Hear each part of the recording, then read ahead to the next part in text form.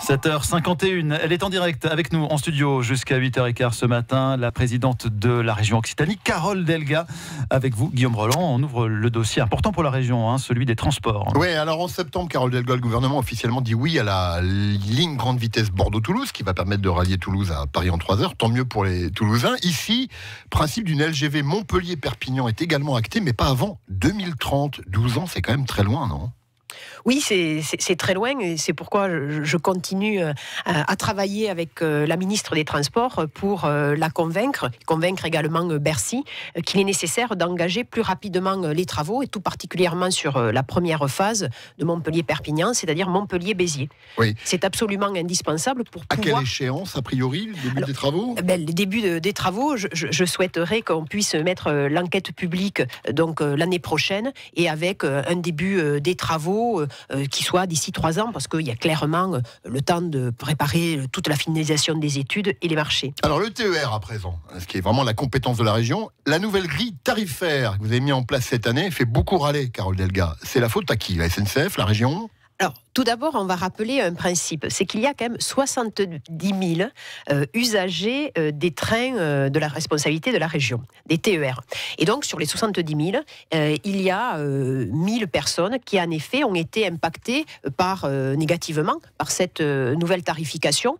Et cet été, nous avons corrigé l'erreur avec la SNCF. Donc, depuis le 1er septembre, il y a de nouveaux tarifs qui sont tout à fait acceptés par ces 1000 abonnés, je le rappelle, sur les 70 000.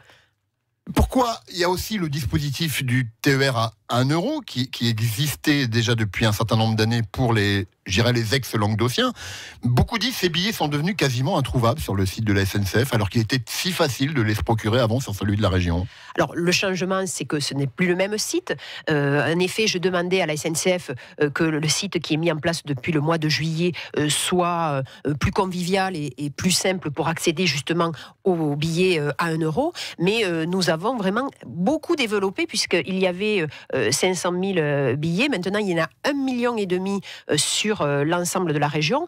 Donc, le train à 1 euro a été étendu sur l'ensemble de l'Occitanie. Et en plus, nous avons mis des billets également à petit tarif, à 2 ou à 5 euros. Et là, nous dépassons les 2,5 millions. Donc, il y en a sur le site de la SNCF. C'est vrai qu'il va être reconfiguré d'ici la fin du mois. La SNCF a été aussi la réactive. Alors le sujet qui fâche en ce moment, la nouvelle gare sud de France, c'est le sujet donc effectivement qui fait beaucoup parler. Les usagers dénoncent l'absence de liaison avec la gare Saint-Roch. Le président de la SNCF il y a quelques jours dit lui qu'il aurait fallu y réfléchir 3 voire 10 fois.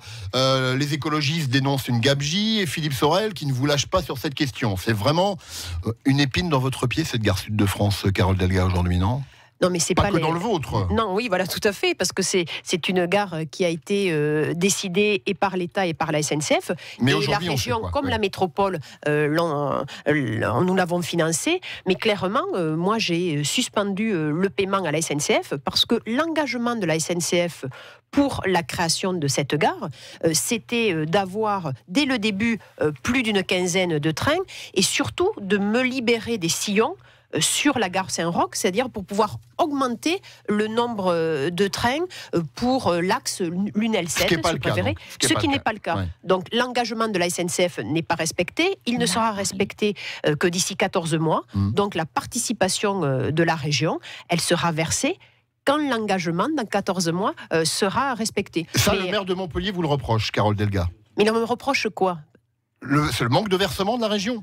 Mais le maire de Montpellier, il doit quand même défendre le fait qu'il y ait une gare avec des trains.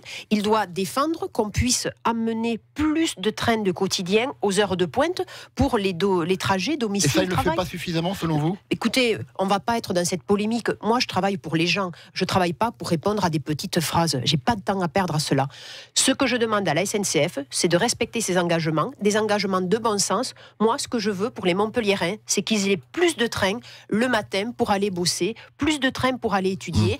À partir de décembre 2019, nous allons créer plus de trains, par exemple, depuis Lunel, plus de trains aussi depuis Villeneuve-les-Maglones, comme cela est demandé. Mais soyons collectifs, et on ne peut pas accepter qu'on ait une gare avec juste 4 trains par jour. Vous voulez pas polémiquer, mais vous avez quand même dénoncé courant septembre dans les colonnes de Midi Libre cette haine irrationnelle que Philippe Sorel, dites-vous, cultive à votre endroit. Il aurait des raisons de vous en vouloir ? Non, il n'a pas de raison de m'en vouloir. Le problème, c'est que le maire de Montpellier est en conflit avec tout le monde, avec le président du département, avec les maires des communes voisines. Et au mois d'août, il y a eu un déferlement d'articles qui étaient mensongers, qui étaient insultants.